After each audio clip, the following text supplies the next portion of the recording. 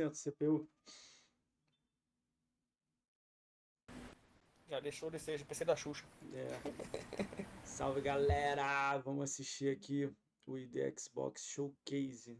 Tá eu, o Bruno Silva e o Logger Elvin. Beleza, camaradas? E aí, galeras? E aí, galera, beleza? Vamos deixar aí rolando aí. O que vocês estão esperando aí que vai vir aparecer aí? Muito 1000G. Eu tô esperando o Hades. Eu quero o Hades também. Não tem nada, não tem nada na página. Sacanagem. Segura esse seguidor aí, mocinho. Qual seguidor? Aí, agora apareceu pra tu aí. Ih, é nós. E Priscila Silva. Ih, caralho. É eu de novo. É eu de Você novo. Criou outro usuário. Da minha irmã, pô. Ah, top, mano. Eu vou dar o sub lá no Diego, lá sábado, próximo do que ia fazer lá com Maneiro. o Cheiroso e a Bia lá. As crianças lá. Criança não, cachorro. cachorro. Os cachorros, os dogs. Caramba, só pelo I ali já dá pra ver que é coisa a ver com o Bruno, né, cara? Ali entregou, pô. Já entregou. Sem criatividade nenhuma.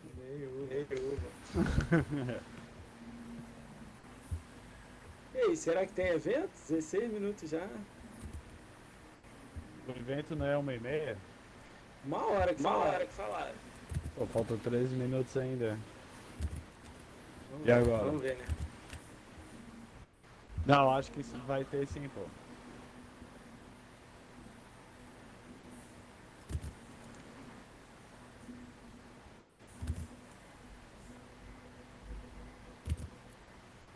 Vai ter sim, pô. Tem uma galera abrindo live agora, pô. Eu tô vendo agora, minha tela não para. Notificou um monte aqui. Caramba, velho.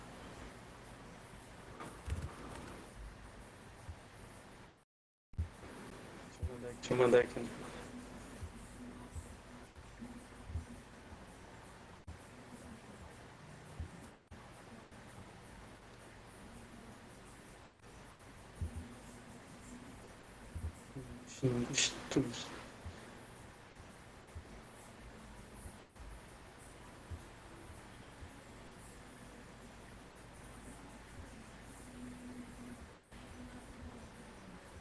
Queria alguém no chat pra ver se dá pra ouvir a gente.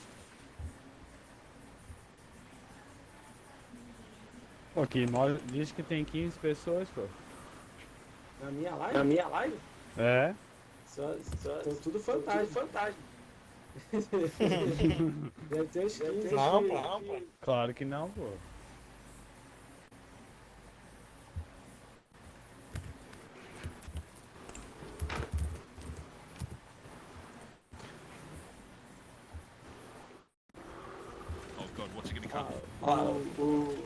O Cruz tá abrindo. Acho que a Nina também. O Jadson. O Goru.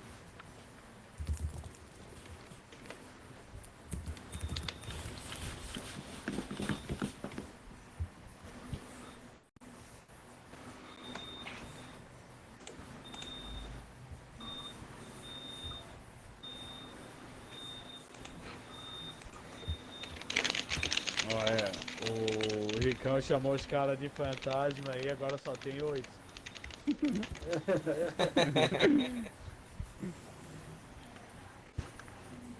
Acho que foi de ontem. Não, pô. Pode ter sido do Ed. Deixou a raid direto. Liberou automático.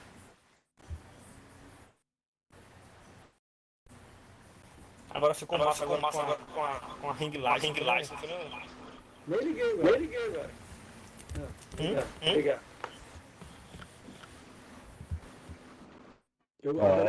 Eu tô rodando um aplicativo também. Fica top. Ficou da hora. Todo mundo achando que a câmera nova. Mesma câmera. É só iluminação mesmo. Pô, e aí, Lolústico, beleza? Só de boa? 10 minutos. Cadê? Cadê esse evento? Oh my god.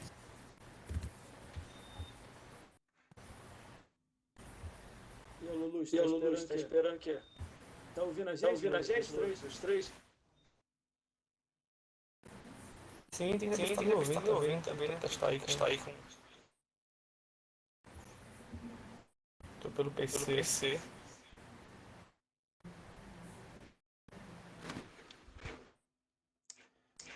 Pô, botei a categoria errada.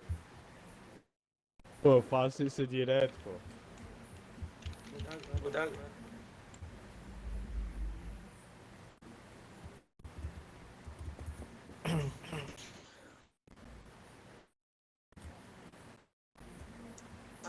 De boa. Mudou a câmera. Aí, ó. Os caras aí. Mudei não, mano. Tô rodando o aplicativo pra deixar mais bonito. Tô muito feio.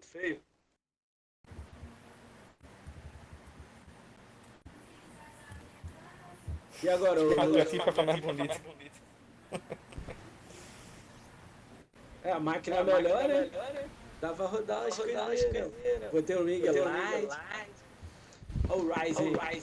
Monstro. Salve aí, meu. Qualidade. Aqui, ó. Botei o negocinho aqui, ó. Segurar aqui.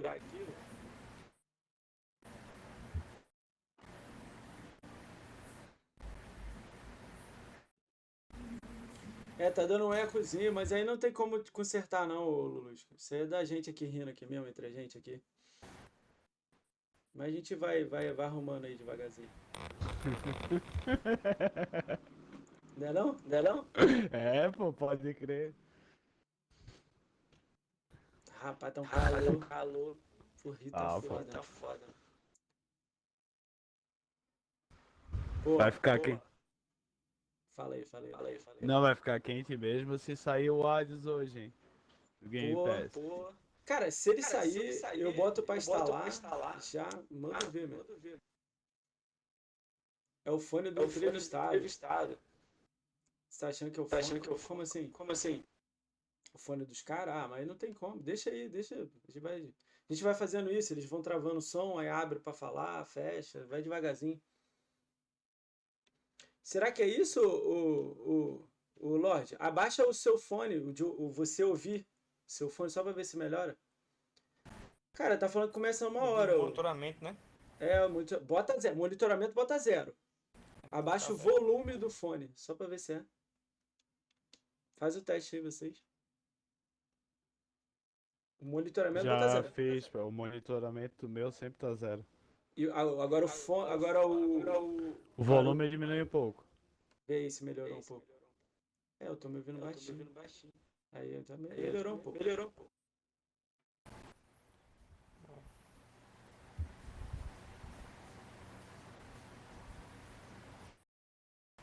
Na hora aqui, galera, a gente vai mutar aqui. Aí vai devagarzinho. Eu vou conseguir fazer um teste aqui, peraí.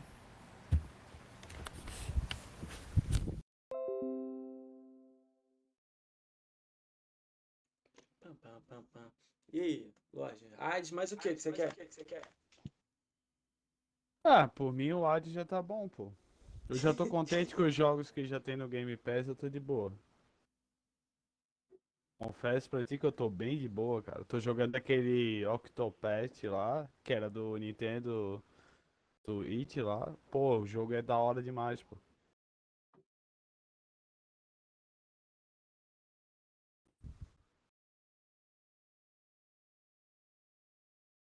que você falou? Você tá jogando direto?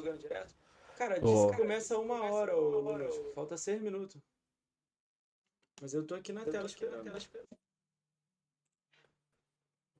eu ver aqui no YouTube tem alguma coisa. Ah, faltam 5 minutos aí, né? Ah. Eles nem botaram. Nada. Cara, olha isso. Ao vivo rolando o Yakuza Like Dragon. Tipo assim. Eu não vou nem fazer o evento. Você é louco. Tá me ouvindo aí? Aham. Sim. Beleza. Os caras estão transmitindo. Os caras estão transmitindo o jogo no horário do evento. Caralho. Foda, né, cara? Tem que rir pra não chorar, né? Quem tá transmitindo aí? Quem? O Xbox BR Ah, é. tá transmitindo um jogo com o rato borrachudo. Vai esperar o quê? Caralho, né? Será que ele sabe que vai ter evento hoje, pô? É isso que eu ia perguntar agora. hein? Cara, eu achei Será que que era eles de tão sabendo? tarde, cara. Achei que era tipo 6 da noite lá, né? 18. Aí eu pensei, eu faço de novo o evento e depois o podcast. Que loucura. Loucura.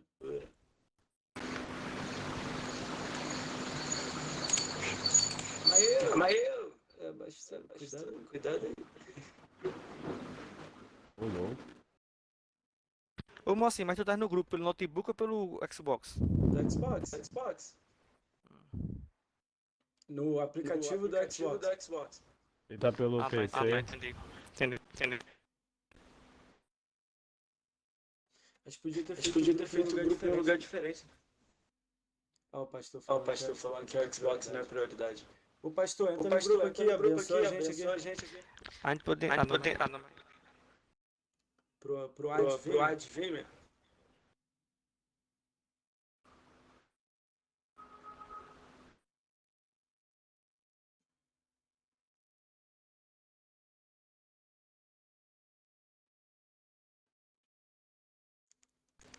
É que o pastor tá trabalhando? Aí, esse bagulho do ring light, o Lorde, olha como é que ele fica diferente. Ele muda a cor, tá vendo? Uhum. É meio louco. Caralho, tá pegando o clique do negócio. Sim. Pô, eu achei da hora isso aí, pô. Baratinho, Lorde. Será que pra tu de madrugada não fica bom, não? Acho que fica, né? A galera fica dizendo que eu fico transmitindo no escurinho, pô. Aí,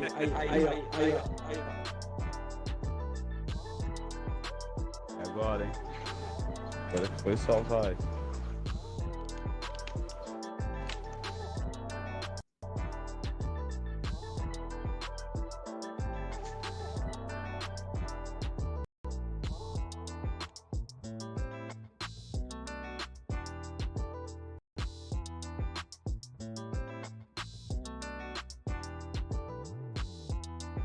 Galera, é assim mesmo. Vamos devagarzinho. A gente chega lá. Vem um monte de 1000G agora aí. Uma porção de 1000G, hein, galera. Uns 50 mil, né? 50 mil só hoje. Galera, eu sei que tá dando um pouquinho de eco, mas é assim mesmo. A gente vai arrumando aí, entendeu? Mas na hora do jogo aqui a gente vai fazer silêncio aqui pra assistir. Beleza?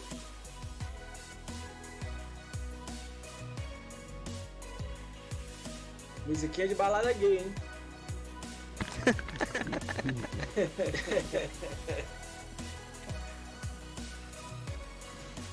Ó, um salve aí pro Kevin, Opala, Marcos Jordan que tá aí, o Pastor, Lolusco. A galerinha aí já aí, o Aizen tá aí. O Henry tá aí. Falar, ô Henry, vamos vir, hein? Música de jogador de Free Fire. Caralho, que merda. Eu quero ver assim, Free Fire pro Xbox. Ô Henry, vamos ver se você vem aqui, vou marcar isso aí, hein? Fernando aí, bem, salve.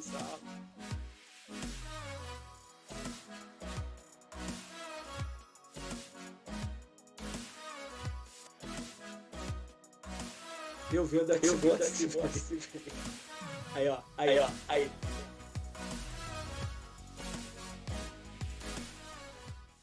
Ó. What's going on, everyone? Welcome on into the ID at Xbox Showcase right here on Twitch Gaming. Now, I am one of your co-hosts today, Story Mode Bay, and I have the honor of being joined by the incredible Trisha Hirschberger. Trisha, how are you feeling today? I have the honor of being joined by the incredible Story Mode Bay. No! This How are you is so doing exciting. today? Yeah. Right? I'm doing good. I'm really excited. I mean, Brianna and I today are going to walk you As through duas, so ó, many Paulo. exciting things. We're going to unveil new games. Os caras são We're gonna talk espertos, né? about indie games. I love my Oh. indie games. So on today's show, we're going to be showcasing and celebrating indie Xbox games, right? And we'll have so many talented devs joining us throughout the day to talk about their games, including, but not limited to, Among Us, Moonglow Bay, Suicide, Nobody Saves the World, Death's Door, and 12 Minutes. And each of our developer guests will sit down for a conversation with some of our favorite streamers and creators, including awesome folks like Kate Stark and Stallion83, Donut Age and Technique, and Blind Gamer Steve. So many fun folks. We'll also have special Cara, interviews e a live with da Xbox Chris BR vai Charlotte começar agora from ID também. Xbox. Tá lá contando 5 And segundos pra throughout começar. the day, we're going to be dropping exclusive new deixa ele game rolar. trailers as well. So if you're an indie games fan, this is the place to be. We'll have Victoria Tran Aí, from quem, Intercept, quem who'll for be here fã to de discuss indie, Among esse é o Us. lugar pra estar, Gwen hein, galera? Foster and Trina from Chicken Club will chat their new game Soup Pot. Louis Antonio from Annapurna Interactive will get into their highly anticipated game 12 Minutes. I cannot wait to see some of that.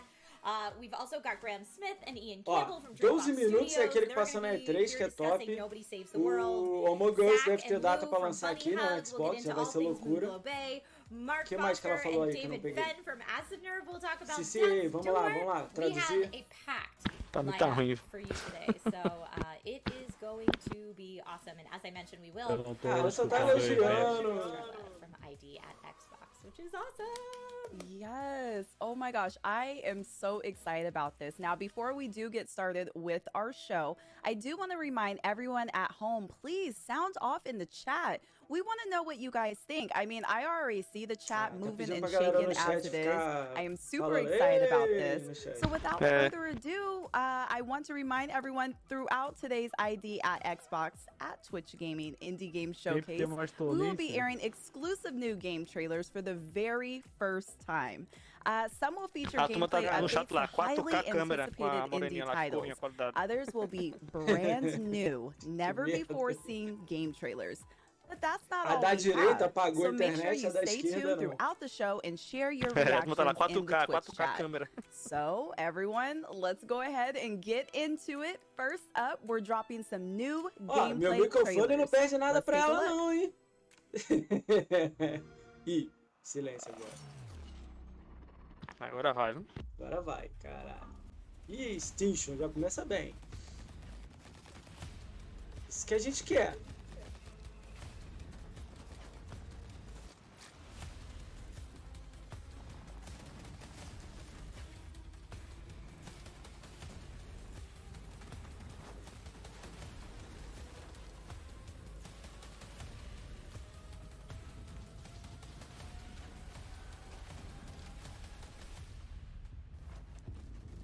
Esse grab aí não parece do Halo? É, Esse jogo parece bastante o Halo. Caralho. Que os olhos novo.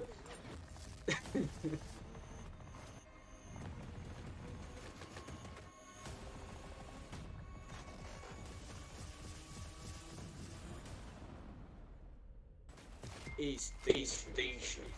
Parece um Crysis misturado com Halo. É.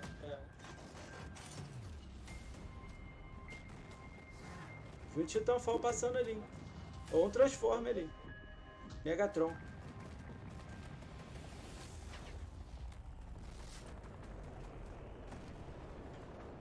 Pô, surfista prateado, Megatron.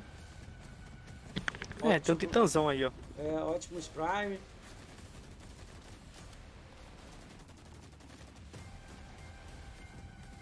Tô gostando, hein? É, não é ruim não. Tem que entender esses robôs. Ih, Megazord, Power Ranger.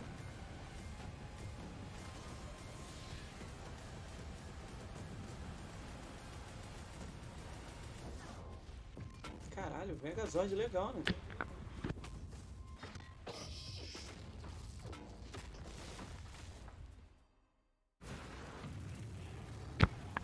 O cara botou aqui no chat lá, ó. Titan Halo Cross Far Cause. Caralho, velho. Olha isso. É a junção de Halo, de Gears. Ih, rapaz. Caramba, Cyberpunk? mano, esse jogo Ah, aí é não. uma loucura, hein? Ascension. Cyberpunk. Achei que era Cyberpunk. Caralho. Dragão dos Olhos Brancos no final do Yu-Gi-Oh! Esse jogo eu acho que eu vou jogar esse aí. Eu gosto de jogos assim. Eu tô pra jogar o Gears Tactics agora com o PC novo.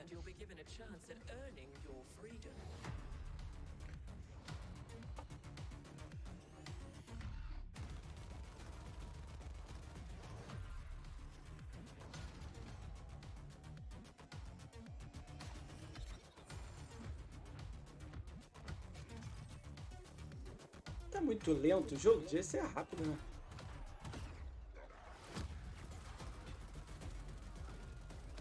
Tá meio paradão, é verdade. É, meio devagar.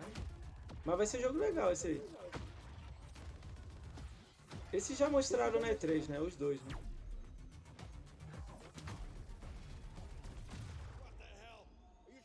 Pior que eu nem lembro, cara. Esses dois mostraram. Pra mim é tudo novidade. Já esqueci tudo que eu vi na E3. Cada vídeo aí vai ser uma surpresa. Aí, ó. E tem pro antigo também, esse. Pro meu também. 1000G.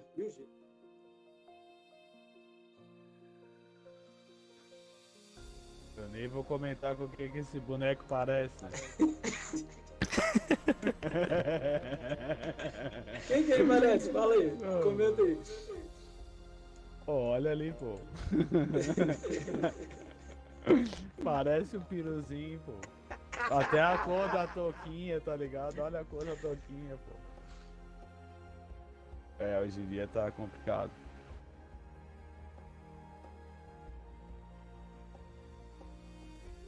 Vai ser cancelado. Esse é pra ser emocionante. Nossa. Zé Gotinha. Zé Gotinha o game. É, parece o Zé Gotinha. Ele tá indo né? atrás da vacilação.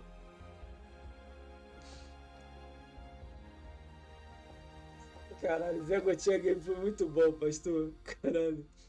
O que é on no Windows 10 Xbox? Não vi PlayStation ali embaixo, não, hein? Ih, 1000G. Point click. Meu gesaço. Moonlight Kids. Moonlight fez qual jogo mesmo? Já esqueci. Eu não recordo, tá ligado?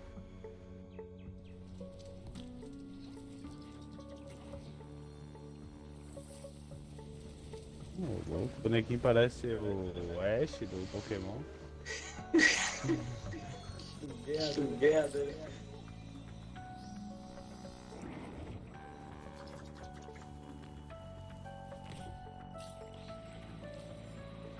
Temos que pegar. Pô, Isso, daí já isso. mostra aqueles bichinhos seguindo ele, né, cara? Daí não Os ajuda em bichinhos nada. carregando a geladeira, a bicicleta. Os Pokémon trabalhando pro cara, ele só olhando, ó.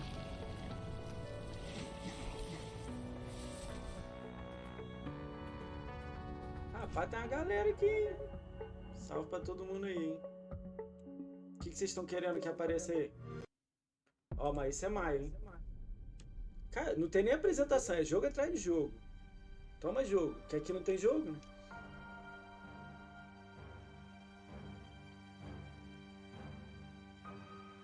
Que vier louca, é isso aí. Olha o novo Trex aí, ó. É o Trex 2022. Pô, eles capricharam, hein? Joguinho de trem de novo. Agora tem cavalo. Futurista. Louco, que loucura é essa?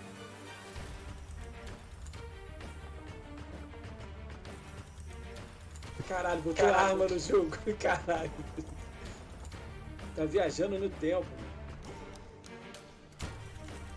É VR esse aí, ô Kevin? Conhece ele?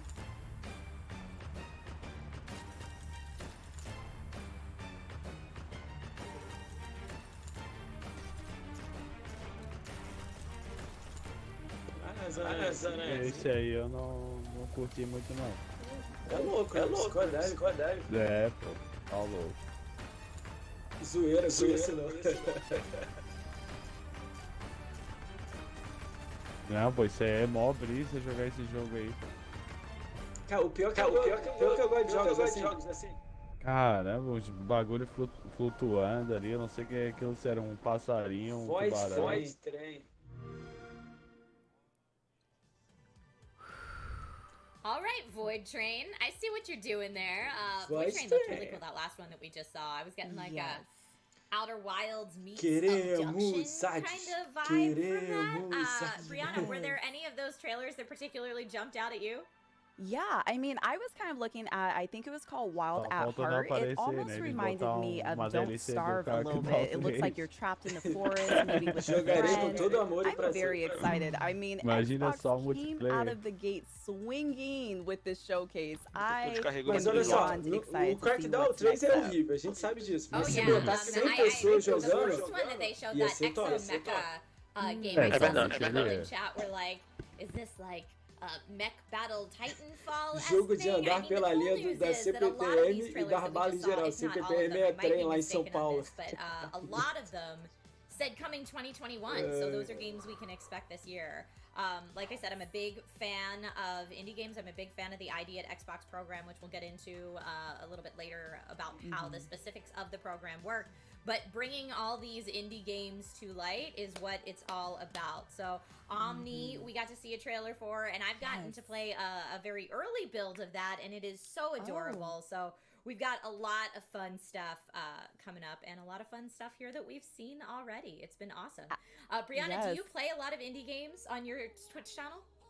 I do. I kind of switch off. I mean, my favorite thing about indie games, honestly, is the art style. I am such a sucker for not only good graphics, but just visually appeasing games. And I feel like with indie games, you get so much of Todos, that. Cave, And todos also, desde by the Xbox way, I do é want to remind the Game Pass. Twitch chat at home, please sound off. Grande What maioria, game né? did you Todos see não. from that last Grande trailer are you excited about? I Muito would bom, hein? love to Muito hear it. nojezão And aí. you never know, your comment could end up right here on the big screen. Caramba, Yes, I acabei de see ganhar jogo, Burnt pô. Toast. Burnt Toast TJ Oh, or yeah? Burnt Toast J in chat Aquele says, so great to Balan see such wonderful support Wold. for indies. Yes, 100% yes. Qual? So Passou yeah, that was aqui? Exo Mecho, I believe Ascent Não, was the name of the aquele second que one, saiu Omni, agora, the Wild pô. at Ah, Heart, isso é and muito the ruim. Void Train is Ah. at the end. Instala o demo pra você ver. Oh, yes. Eu também I'm tava excited. lendo Oh, agora. yes, I let's love that look we're at it able now. to Okay, see so this here was, again. here was Pô, eu vou jogar ele, Exo já que eu Mecha, ganhei I ele. believe is what this one was called again. And this is the one that some people were comparing to Titanfall. I don't know, my first thought when I saw those mechs, I saw kind of the circular light melhorou. design in the center of their chest, and I was like, Pacific yeah. Ou Rim? pode estar pior, né? Now, not Ainda all não of teve them tunic have não. that. This is reminding me of every great mech battle that I know. And look at that. É we've got Badlands, War, I né? think I saw Onde grapple o hook. outro- There's a É, grapple esse hook é mechanic in pô, this. cara. Is this the type of game you think you could see yourself jumping into? See, I'm a little funny when I play acabei de games. I'm receber not a e-mail que o huge celular fan até of pulou. first-person shooter type games. However, Cara, the não passou graphics nem are 10 very, jogos. São very 100. nice. O quê? I mean, and it 5 looks like horas de it's evento? action-packed. There's so Ô, much louco, going são on. 100 Like you jogos? said, you're able 100 to go jogos, hein? underwater. It looks like you were Caramba, shooting vai out a demorar pra helicopter caramba. in the Xbox last não tem clip that jogo. we saw. This looks pretty good. I might É, have to não give it tem a mesmo, né, try. cara? Tá faltando. I love the O folks in Tunic chat eu também right now. é They're outro so jogo que eu vou hyped jogar for the também, Among né? Us segments coming up that they're just saying this Of game course. looks super sus. This Ô, trailer gatinho looks so aparecendo no sus. chat. I get it, I Aí, ó, get it. But yeah, that mademoiselle. was just one of the. So that was 1, 2, 3, 4, 5 trailers already shown, and like we said, we've got a packed show for you today. So lots and lots of trailers coming up. But I thought Exo Mecha looked Vamos! super cool. That Cyberpunk one, I think it was called Ó. Ascent. I think the Twitter handle Oh, was at that's Ascent the right. game. Viu? That Viu, Bruno? Eu não Cyberpunk falei? felt very, like, Uhum. O Ascension parece Shadowrun-esque Cyberpunk? to me in a good way. And I mean, I don't know about you, but I played through Cyberpunk 2077, and it didn't quite scratch the Cyberpunk itch in the way that Ô, I was Lorde, eu ia hoping botar assim for. no chat. So Meu maybe casal. this Vou game botar não. totally could. Maybe. Okay. Fair and enough. Omni just looks stunningly beautiful. Tá louco, Is aí Omni more the é type of game you would complicado, né? traditionally stream? Complica. Yeah, I would kind of look more towards Omni. Like I was saying before, Wild of Heart is definitely something that captivated me and caught my eye as soon as I saw it. So I am very excited. And I like that you said that about that cyberpunk feel because, you know, some people are kind of looking for something in that genre Pô, if essas mulheres Cyberpunk parecem didn't animadas exactly do it apresentando, for pô. them. Acho So que vai vir I'm coisa excited boa. about these. Mm-hmm. Yeah, I see. Mundane in chat says, Mundane Salad says Shadowrun is greater than Cyberpunk.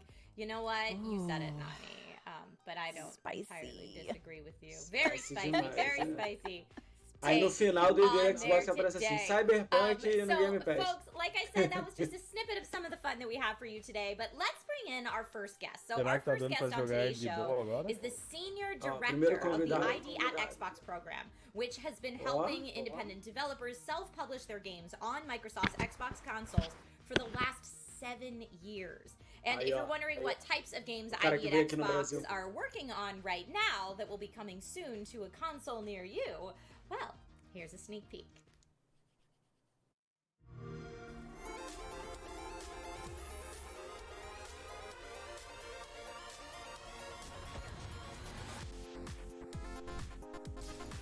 Ih, agora é aqueles ID rapidão. É verdade.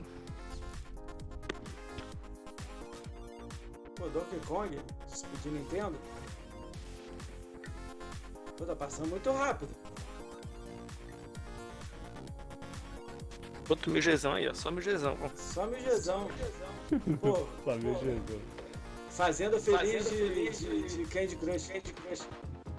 Só jogo de 10 minutos, meia hora. Tá passando muito rápido. Calma aí, eu que tô em cima do logo aqui? Porra. Knight Squad 2 é irado, hein? Ó, o 1 é maneiro, hein? Firme o G, hein? Curti agora, hein?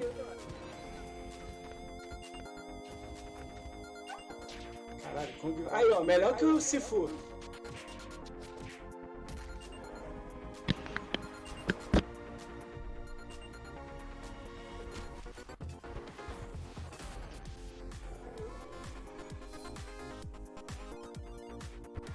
Opa, foi pro outro lado. Meu Deus, só por Deus. Esse aí, sim. Ele ali. Mad Street. Esse Mad Street é aquele mesmo do Drunken Fruit, ô Bruno. Eu vi o cara fazendo. Rift Breaker. Ih, rapaz. Ih, o StarCraft. De pobre. Pô, tá passando muito rápido, né? Tá, Pô, tá muito rápido. Aeroporto. Space Club. É, tá foda com poder, hein? Lake. Cara, é ID Xbox, mano. Que poder que Já você tá tem pra fazer esse querendo, né? migezão aí. É. A gente tá falando de ID Xbox, mano. O cara quer poder, tá vendo?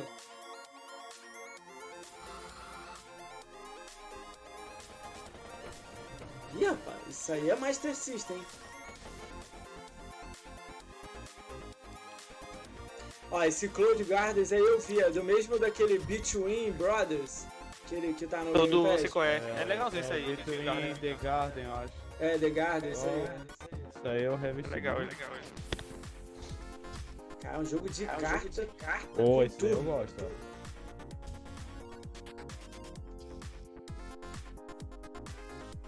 Adios.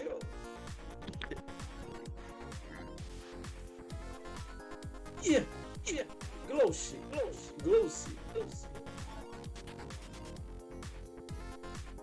Olsen Master. Esse aí é o de cozinhar de pobre. E aí, ó. Tá vendo? Overcooked. Melhor, ó. E esse aí, esse eu compro Day One, Dark Alliance. Nossa, sou muito fã desse do Dungeons Dragon. Hello, Chris. Thank you so much for joining us. How are you feeling today? Good, thanks. Yeah, thanks for having me. Of course. Now, for everyone at home watching that aren't already familiar with the ID at Xbox program, can you explain a little bit about how that works? Yeah, sure. So basically, we're a program at Microsoft that enables independent developers to self-publish their games. So they come to xbox.com/ID, they sign up, they tell us what kind of game they're making, and we send them dev kits, they start development, they make the game, and then we they're the publisher. We try and help amplify the promotion with things like what's happening today, and then the games come out, people play them, everybody's happy. It's awesome. It is awesome. I personally love indie games, and I think we've seen indie games have this not even resurgence, but kind of like just being brought more into the public eye in the last decade or so. And it makes it a little bit hard for some people to kind of qualify what is indeed an indie game. So I want to ask you, Chris, what are indie games all about in your mind? Well, that's actually one thing we do in the program is we don't try and define it. In fact, I used to have a buster on the outside of my office that said indie with a little buster through it, because I was like, you know what, like I'm old, and I spent the 90s as a punk rocker arguing about what was punk and what wasn't punk, and like we don't need to do that. You know what I mean? Cara, que legal ele to me, falando sobre... an independent game is really all about creative control. Não If a tem developer has categoria creative indie. control, you know, they have that independence. Serve tudo. But, you know, we have folks in the program who are single individuals, you know, one woman, one man making a game. We have studios in the program serve pra tudo. making a game. So we don't stress about Você it. pode fazer sobre o que our você focus quiser. is just on Eles não helping people pedem get their algo games on específico. Xbox, Você helping pode get fazer them sobre through, rap, making sure the players get to sobre see them. escalada, tiro, alienígena, o que você quiser. Now, Chris, I'm sure Ele tem uma there placa are na so sala many falando amazing qualquer moments coisa that you está were able dentro to de experience Xbox. throughout your 7 years with the program. But if you could pick one, what would be your Aí, ó, ela proudest ainda quer, accomplishment? ó, ela quer You saber know o what? maior. I can't. The thing that like really gets both me and the whole team on ID going melhor is conquista really like when we're able to help a Xbox. developer, like a lot of times, especially a first game, like ship that first game, and that like always feels great. Or when we're able to work with developers from like all over the world. Like we work with developers in more than 100 countries on every single continent except Antarctica is really cool. So it's hard to pick a proud moment, but maybe my favorite moment was I think it was E3. I can't remember which year, and it was right when we unveiled like the full Cuphead trailer. And I had seen the trailer. I knew how good it was. And I'm on stage. I got the privilege of introducing the Moldenhauers, and the lights go on the Moldenhauers, and they go off me. And then the Studio MDHR logo comes up on what at the time was the largest 4K screen in existence. And I knew everybody's socks were about to get blown off. And just standing there in the dark on the stage, looking up at the Studio MDHR logo was like, I still get goosebumps. I have goosebumps right now talking about it. It was like, it was such a cool moment. It was such a cool moment for them and such a cool moment for everybody who likes Eu não sei se ele falou to be, you know, just excited by Cuphead, games. So que foi o to me, melhor that's dele. like, it's one of my favorite moments in my career. Ele não falou I o jogo, remember ele that falou o moment. I evento. remember when Cuphead was first unveiled at E3, and everyone was like, "What?" Ela is falou Cuphead this? agora? And Porra, it que delivered. I filha mean, da Cuphead's a puta. fantastic game. So what excites you right now? Like, what's the most exciting thing about the indie game scene in 2021? Ó, in vamos lá, your opinion? 2021. Just the variety. I mean, we just saw on that trailer and all through today, we're just going to see so much variety of games. And you know, it used to be that I think when people heard the word indie game, there was this thought of like, okay, this is side-scrolling pixel art. And there's still a lot of great side-scrolling pixel art games, but there's everything from first-person shooters to, you know, every genre under the sun, new genres nobody's ever thought of before. And to me, what's so exciting is these games come from everywhere. Right? I think there's a game, I don't want to give it away, maybe it's a reveal, but there's a game we're going to see in a little bit from two devs in the Philippines. It's really, really neat. Despelote, which was just in the trailer. An airport for aliens run by dogs, aí where tá you foda, né? like go around and interact Essa with parte like aí são os split jogos, bar dogs that are rotating. Ele tá falando dos jogos de Like those are 2021. cool. And then you have games that just come out of nowhere, not really out of nowhere, but like Shotgun Farmers, which is a game that launched on Cara, Xbox. tem um jogo de fazenda que os and caras de 12 na mão. was from one person and dominated the sales charts on Xbox for like a couple weeks. It was like the #1 game on Xbox, and that is just so cool that the world today like enables that kind of thing to happen. So that's what I love. I just love the variety. Bora, vai. Vamos pro jogo I'm então. always Obrigado, Chris amazed learning at Chris some of Charla. the sizes of some of these development Obrigado. companies. Does it blow your mind what smaller indie teams are able to create and produce in comparison to AAA companies? Absolutely. I mean, we've seen like such great. Tá vendo essa borda aí girando? Eu quero uma dessa verde. Rise of engines like Unreal and Unity and Maker. It really is now enabled the focus. Games is still incredibly amount of hard work to make, but the focus is on like how good my idea is, how good my story is. Like game developers are no longer gated by the technology as much as they were 10 and 15 years ago. So that's awesome to see, and it's also been awesome to see how things like Game Pass have enabled so many players to experience so many games. It's just really, really cool. Space Lines Ele não vai comentar cada não, né? I, for one, love being able to jump on Game Pass. Ele tá falando sobre como um todo, não tá falando de cada não. Eles estão agradecendo. Esse aí é compra certa aqui na Squad. Um é maneiríssimo. E era difícil, a galera chorou pra diminuir a dificuldade das conquistas. That's right. Yeah, it's a variety. Games like Esse aí é o melhor que se fez. Like off the top of my head, Genesis Noir shipped recently. That was a Game Pass game, but Shotgun Farmer is not a Game Pass game. And there's a huge amount of variety that's in Game Pass, which is fantastic, and there's a huge amount of variety of games that are not in Game Pass. So it's just great. Like there's just a tons to play, and that makes us feel really good. Absolutely. Where do you think that indie games are headed next? So say in the next decade or two. That is a great question, and the answer I'm going to give is that I have no idea, but I mean that in the best possible way. If you had asked me when we started ID, if somebody was going to come up with a game where you shoot shotguns and when you miss the shot, a new shotgun grows out of the ground, I never would have guessed that. If you had asked me if somebody going to make like a game that's hand-animated 1930s animation, I never would have guessed that. And so what I love about indie games is they're always surprising us. They're always giving us something new. And so when I say I have no idea what we're going to see in 10 years, that's what excites me. Like, if I knew what was going to happen, I might not be as excited. So yeah, I think in the best possible way, I have no idea. It's really interesting you say that. I am kind of curious with these next generation consoles that have just released. How has that transition been? Has it been kind of smooth, or?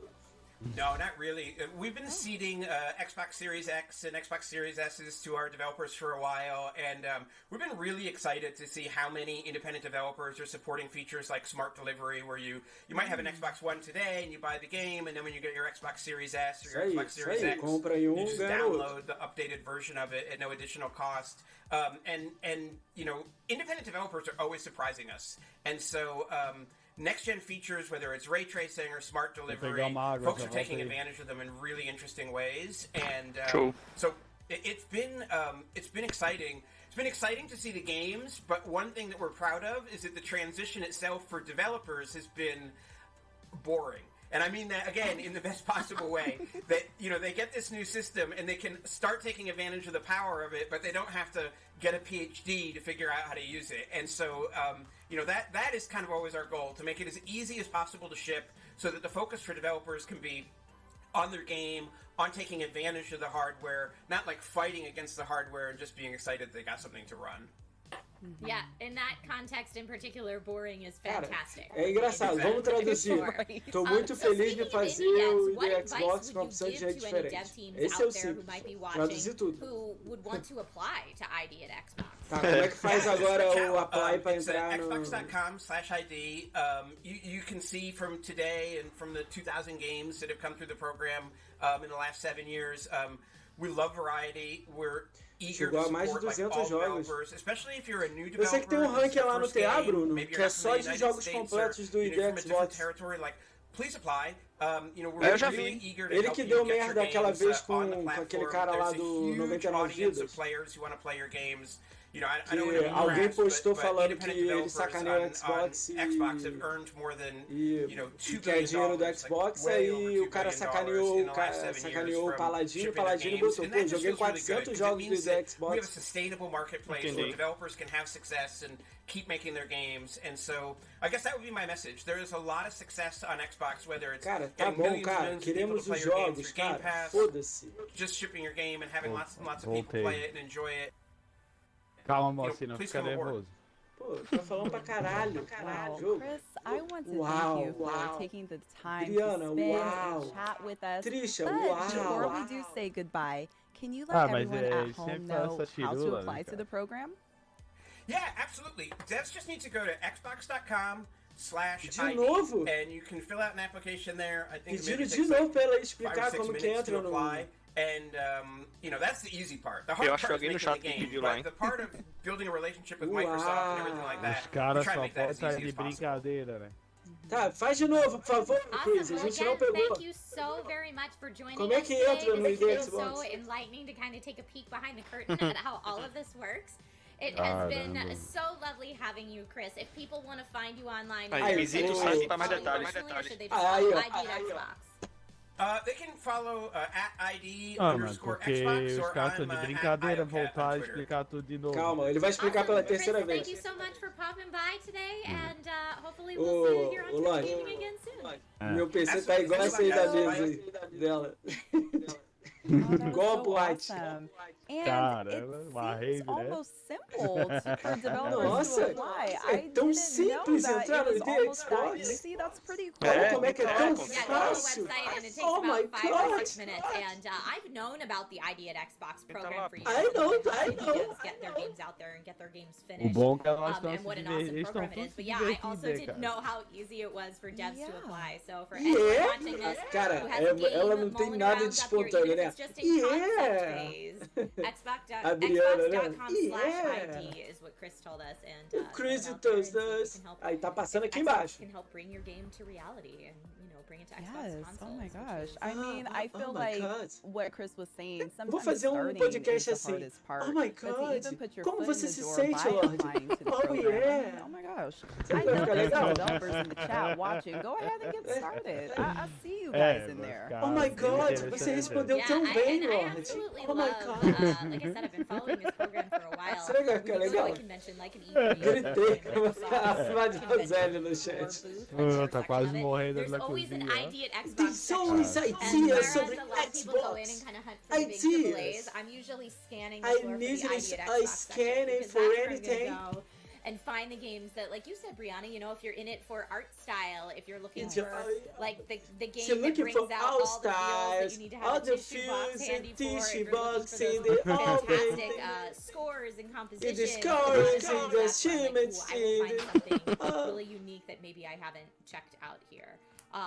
Which is just fantastic. And as we mentioned, Cuphead was Queremos an ID at Pô, Xbox game. There's so many, So I believe many. Oxenfree might have been originally as Yeah. well. Oh, tá vendo? Eu não So tô many falando. great games Adriano. today. No, people Oh in chat yeah.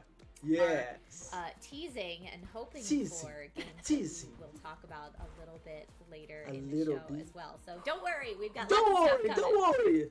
We do. We have so much coming.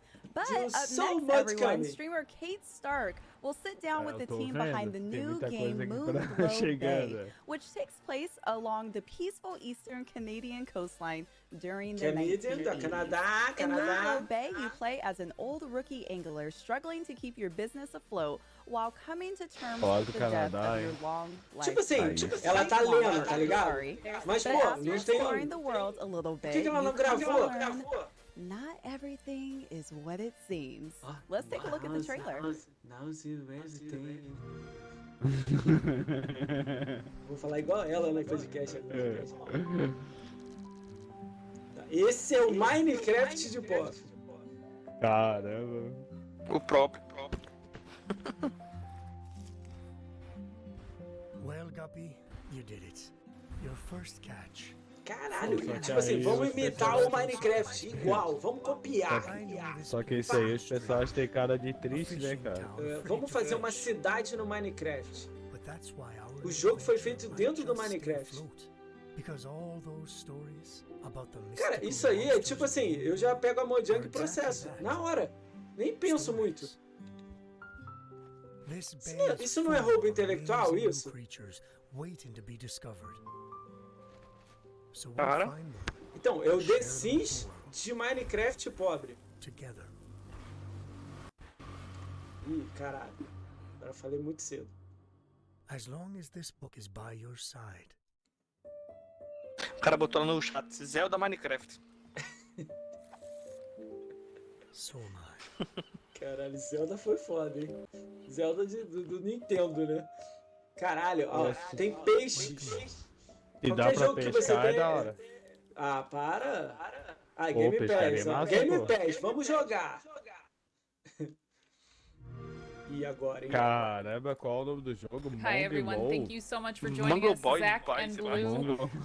Welcome to the show. Can you tell us a little bit about Moonlight Aí, o Bay? Bug Honey não é aquela empresa que é do coelhinho, que faz Mungo is G? like was said in East a fishing Deve RPG ser- slice of deve life ser- set in the eastern coast of 1980s Canada, no fictional, Yeah. and And Mungo it's in a Bay. town that people are afraid to fish because Uma of coisa aqui embaixo, mysterious things. yeah, weird going sea on in the- creatures. yeah. Well, it starts out like a kind of scenario where the game is very regular, and you're like, oh, it's just Você vê normal que é fish, and it pessoas gets com baixo weirder and orçamento, né? Os weirder, caras and you're estão like, com o okay, mesmo what's fone de actually going ouvido. on here? People have these myths, and there's some truth to these myths, Foda, and né, so cara? it's a little spooky. And you get your fish, Porra, you vou get mandar um your fone book, pra and eles, sell mano. Vou mandar um fone make pra friends eles. around the town. Ah, Build eles estão the town juntinhos up. ali, já While you're trying aproveitaram, to né? explore the world, figure out what happened to your long lost partner. É pra fazer um pintar jogo. um The clima town ou... itself Vamos fazer is um going through jogo? their own struggles Eu vou with começar a desenvolver um their jogo. potential closing and inability to grow and survive. So Eu quero fazer it's kind of um like a que não in termina tandem de correr. Everyone growth. helping each other. Eterno each other. run. Yeah. Só fica correndo. Sounds amazing. Tem Now, que without esquivar. spoiling too much, what can you tell us about the town and what went into creating Cabelo life pro on mesmo Moonlight Bay? lado, caralho.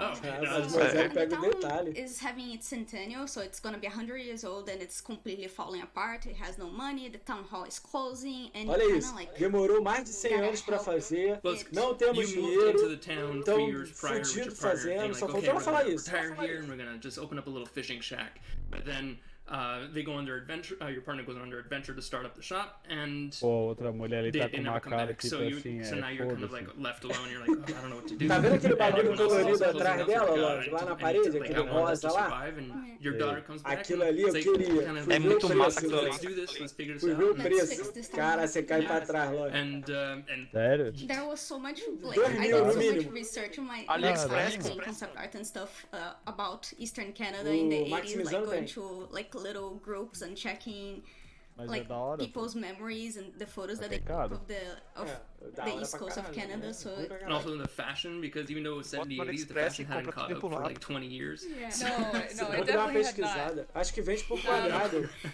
É por Well, peça, I é, mean, por, é What unitário. aquilo ali. inspired the story on Moongo Bay then? Because it seems that you did a vamos lot saber of sobre o research que é a into história. it, so you must Ó. like, and very specifically Eastern Cara, Canada o jogo é as de well, pescaria no inspired Minecraft that? de pobre. Well, I mean, I always like fishing games. I think a lot of us always very much like Fishing playing games. mini games, I'm mini one of those fishing people, games, yes. and RPGs, and R$10, moço. so it's just like it's one of those things. I was like, well, Game what if Pass, like pago this nada has por to be ele. feasible as a whole scope Aqui game? ele Tô falando With a loads peça de of luz R$10. other mini games that you Yeah, can also it's play. like 10? Legend of the Foi River 10, eu King. pego 10 was agora. almost like 10 Ah, years observa, ago, manda pra almost tu link 13 aqui. years ago Manda since o it link came lá out. no And I was like, WhatsApp lá. nah, this Manda has no to grupo we pra need to gente kind ver of lá. like see what's feasible here. So we And like the story is like Zach and I Aí, met jogo tá Aí, living in já viu isso aqui, ó? yeah. and like my family has history with fishing. Zach has As a kid, I helped run a Ah, little do fishing Fallout. shop, selling fish by the lakeside, Peguei no and BGS da vida. and it was kind of like, you know, there's this Da hora, connection. da We're like, hora. this is actually really chill. We wanted to make a game that was very Fazer relaxing, do canal. and this is the perfect kind of thing because fishing is pretty chill. And yeah, we just felt like it was the perfect environment to start off, and then we just from there started researching East Coast because we want to go into the ocean, get this vast Tô space. quase ligando And o also Xbox aqui pra it was a jogar little bit of o wanderlust ID of mine Champion for because Bethlehem. my dream has always been like I'm gonna go live in Nova Scotia. It seems like the most beautiful place, most calming place. Pô, lógico, eu vi a lua no fim do túnel, mas dá pra Part as fechar. well. Yeah, like Eu that, vi. yeah, that starry-eyed Aquela mulher feel, lá é like boa, oh, né? new A town, Street. beautiful, and Absolutely. Ela é that's why, boa, like, mas o one of outro the lá é things in melhor. the game is to kind of build this Você town up subiu o and make level it dele, prettier né? over time. Tá show. So there is also É, a ele little vai bit of modificando mystery ali around até the ter story and time around bom, the daí já town. era. Are you able to tell us a little bit about that? Sure, yeah, like a little Ah, hint, tá which is difícil chegar no basically like, 250, there's a né? lore that exists in the world itself. It's not like É the fish aren't difícil. typical. Cara, a And gente they tá start off 5 simple, but minutos, as you get deeper, you o get cara into falando different sobre o jogo de biomes. So like pesca. regular waters, what you're seeing right now, but É, then like, pra it te ver. spreads into like these Obrigado. sulfur Pegar zones, barco, these like pescando. heavy glacier zones, and you're like, how does This doesn't exist in oceans. How does this happen? And Pô, bota o cara so aí it's no kind of like frente, Yeah, and I porra, think that's also tiro. like part of the thing that is making people so afraid. Like people go Depois você fishing faz a and they don't come comida. back. and they just it's completely So it's bewildering. everything is kind of fueled by myths in the town because nobody has the courage to actually go fish and find out Os if the caras myths are fazem true or not. tutorial So you do kind of like jogo, everyone parece, just cara, gossips to each other. Yeah. Yeah, so you can go talk around. You're gonna fill up a journal to see what these myths that people have accumulated are, and then you can go and like see what truth there is to this. And something like there's always gonna be like, okay, go to this location. You're gonna find this weird fish that's Pô, a gonna gente like tá nibble at zoando your aqui ankles. sobre You're jogo like, de what? pescaria. And Tem um cara no chat aqui, yeah, so Dalton it's like Peixe. stuff like that for the player to find out. So, bolado. more specifically on that, how do the game mechanics work? What can players expect when playing Moonglow Bay for the first time? Yeah, so it's a core loop of going out fishing, and then coming back and cooking whatever Olha you've isso, caught olha os in your comentários. home, and then you sell it at Wonderful your game. Yeah, it's a lesser, like nice, nice nice mechanic game. for selling itself. Play- Yeah. The play cooking hard, is like play a bunch more. of fun mini games. like Cooking Mama style kind of stuff. Yeah, and the Ultimate fishing is Planeta like you have 54 several do different kinds of 25. fishing. You can rod fishing is the one that goes the most complex. It has like different levels of Difficulty based on the fish and and equipment. É, And then praticamente a there's gente tá vendo fishing, there is ice ice fishing, net fishing, fishing. Esse and line jogo não fishing, me which is like a little bit more representa. musical. You choose the style that you wanna fish with and to capture this Tá 100 vendo? plus. Yeah, and there's like certain fish that can only be caught with certain tools, so you have to kind of go around and figure Cara, out eu these amo combinations. o Xbox. And also in Nós your três boat, aqui you can estamos expand aqui with the money you've jogando accumulated. mais You can 300, expand your boat, 400 the de schooling vídeo within Xbox. it, Mas to tem get a alguns que little são bed and a kitchen in the boat horrorosos. itself. So you can so go you can fishing for days. so Yeah. you can go Acho que é fishing at complicado, sea for velho. days rather than always having to come back to town. Ah, tem um I love ali the de sound of that. Now I know papel a que aquele ali question vai that ser a lot of our embaçado de audience is jogar, going to hein? be wondering Cara, and o pior asking, que and esse I é am Game myself, Turner. can you pet Todo the mundo vai dog? jogar, todo mundo Because I vai noticed pescar. there's a dog. Yes. Can you pet the dog? You can pet the dog is gonna follow He you. follows you It's your around. little companion. His name is Waffles. Yeah. He's adorable. Waffles! Yes. Oh, I've been Jogar, playing this game porque eu vou already. estar This ocupado is jogando my outro favorite lado. game for sure. Lou, you were mentioning the art style. What inspired and influenced the art style for this game?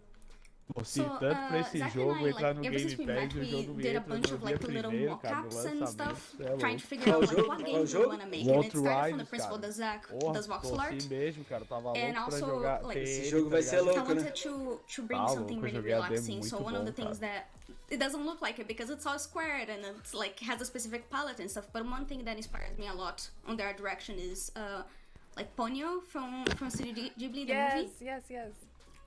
Yeah, so it's kind of like Tá nervoso, vai pescar. Vou passar mais raiva com esse jogo. Cara, se tiver uma conquista no jogo, pega o peixe no lugar tal, na hora tal. Fudeu.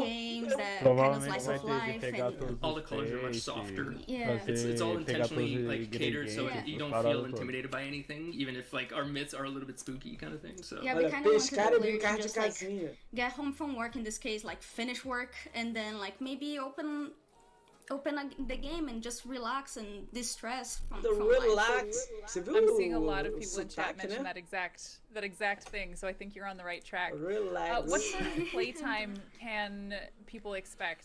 Is it single player? Is it multiplayer? What do we think? É, o que ele é? it's single player and Single player. couch co-op. It can be drop in, drop out. Like it's more of a style of like assist. So if you're having difficulty catching a fish, your friend can just like, or your daughter or anyone can just grab the controller and say, I'm gonna help you catch this cooperativo fish. de You can grab onto your pescaria. player one and pull Yeah. with them to pull the fish in. So you go it's- alongside the story and stuff. Deixa eu ver se eu entendi. The A time- gente vai ficar dentro da estimating roughly casa e around vai ficar 10 to 12 pescando. hours. Depends Vai- if you vai want to fazer a be a comida. completionist and try to get all the 100 E eu plus vou... fish. Parabéns, And all the happy side birthday. quests and stuff, or if Não, you é just tipo want to follow aqueles the... jogos Or if you tipo just wanna go for the story. My Time at Pop. So just depending on how players want to play. I love that.